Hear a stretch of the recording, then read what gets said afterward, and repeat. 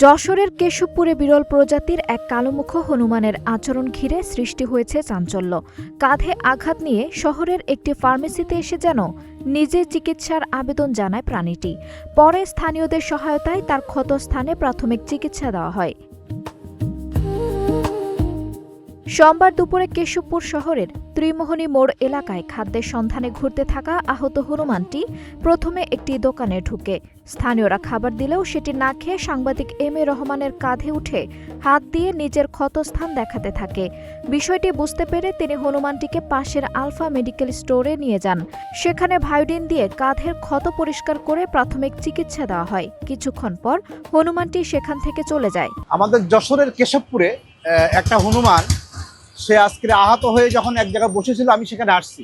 অনেকেই খাদ্য খাবার দিচ্ছিল, কিন্তু সে খাচ্ছিল না। আমি একটা রুটি নিয়ে তাকে বললাম, খাও, তোমার আমি ট্রিটমেন্টের ব্যবস্থা করব। ও সাথে সাথে আমার ঘাড়ের পরে উঠলো। ওঠার পরে আমি তাকে নিয়ে এই ওষুধের দোকানে এসে তার ক্ষতস্থানের জন্য আমি একটা মেডিসিন কিনি। তাকে আমি গায়ে লাগাই দেওয়ার পরে, তার ওই যে ক্ষতস্থানে লাগানোর পরে সে আমার ঘাড়ের থেকে নেমে আবার উঠে চলে গেল।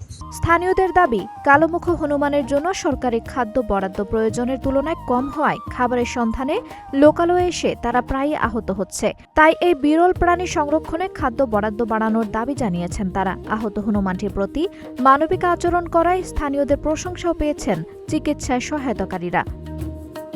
আঞ্জুম হক আরবি, নাগরিক প্রতিদিন।